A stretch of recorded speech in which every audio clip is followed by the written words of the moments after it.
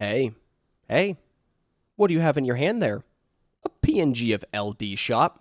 Oh, did they sponsor you? No, I just wanted to screw with you. What? Exactly what I just said. What do you mean, what? You know I'm you and you're me, right? Yeah, what's your point? So you're screwing with yourself, is what you're saying. If that's how you want to interpret it. But that's how we interpret it. Whatever you say. Are you even listening to. I give up. Just start the video.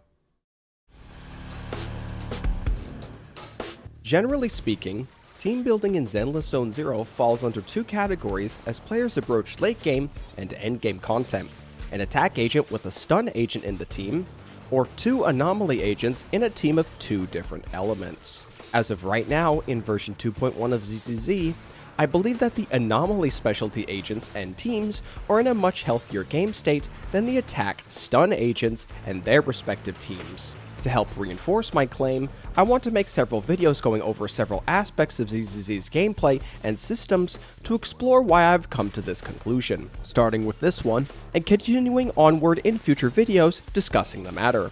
Before I start part 1, I want to make it clear right now that I will be excluding aftershock-focused agents in this discussion: Soldier Zero Ambi, Pulchra, and Trigger. The way these characters play so drastically to what is traditionally expected from a standard attack-stun pairing, I believe is enough for them to not be burdened in the same regard to the issues I'm going to address in this series. Aftershock as a whole is still very much in its early stages of exploring ideas and designing characters around them.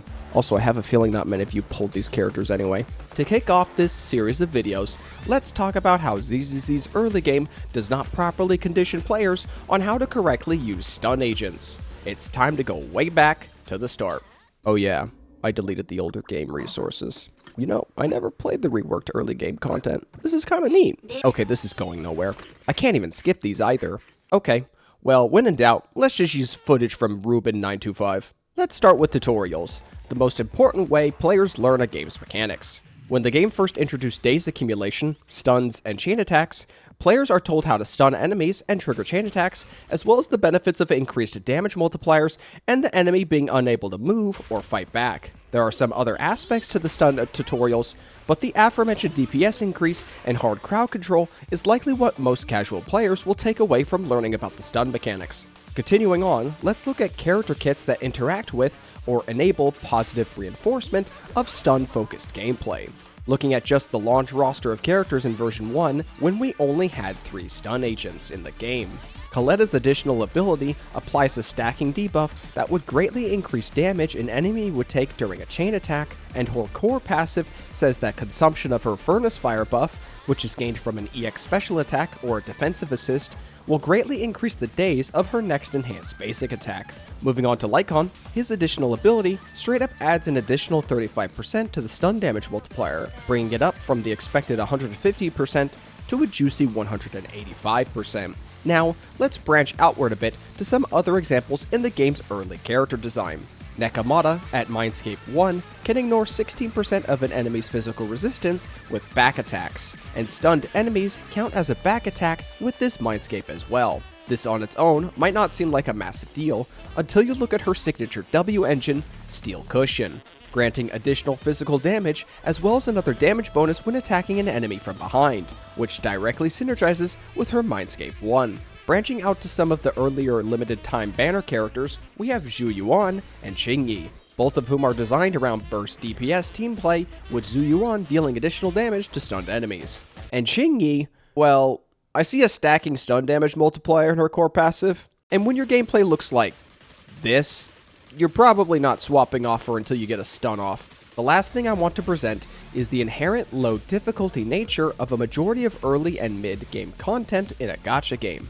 While timer-based content did exist in ZZZ inside content, it was an incredibly lenient timer with enemies that the player could easily overlevel if they decided to stop for a day or two to progress their characters, creating a situation where nothing in the game nudges players towards a specific way you're meant to approach ZZZ's combat and enemy encounters. With all of this in mind, the tutorials, the character kits, and the lack of difficulty, early game content in ZZZ does not create an environment where players would want to explore or better understand when and how to use their stun agents in combination with their attack agents. It presents all the upsides of why a player would want to stun an enemy with more damage, helpless enemies, and character kits that play around stun periods with no real pressure from the game in regards to how you play with your team. I should know, because that is literally how I played ZZZ for the first few versions of the game.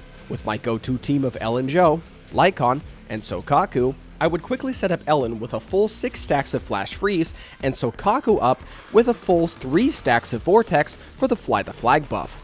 And then I would just use Lycon the whole time until the enemy was stunned, dump all my stacks, and repeat the process. It never occurred to me until somewhere around version 1.4 during a Shiyu defense run against a stage 7 Thracian boss that maybe I should play around with using Ellen on field outside of stun periods and see if that'll do anything for my damage output. Lo and behold, I was noticing shorter clear times when I was using Ellen outside of exclusively attacking stunned enemies. If you haven't noticed until now, the B-roll for this video includes footage of me fighting the Tepes boss on stage 6 of the current Shiyu defense rotation. There's 2 clears, one with me using Ellen on field with Lycon often, and another with me primarily using Lycon and only bringing Ellen out during stun periods. In both clears, I only get hit once, and the clear times come out to 1 minute and 56 seconds when swapping between characters, and 2 minutes and 9 seconds when I'm using Lycon a majority of the time. A difference of 13 seconds in clear times just from using my attack agent more proactively. And just to preface, I don't know the optimal attack rotations and combos for my team, and I don't use manual mode for chain attacks. I'm sure a more experienced player could get an even shorter clear time if they really put some elbow grease into it. Now, with all of this in mind, let's draw a comparison to Anomaly teams and their central mechanic, the disorder system.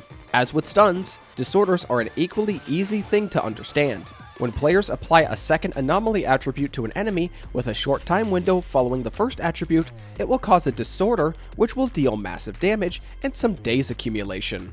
Disorder only clears the first Anomaly attribute used in the chain attack, but the most recently applied one remains, meaning players could indefinitely trigger disorders until the enemy is dead.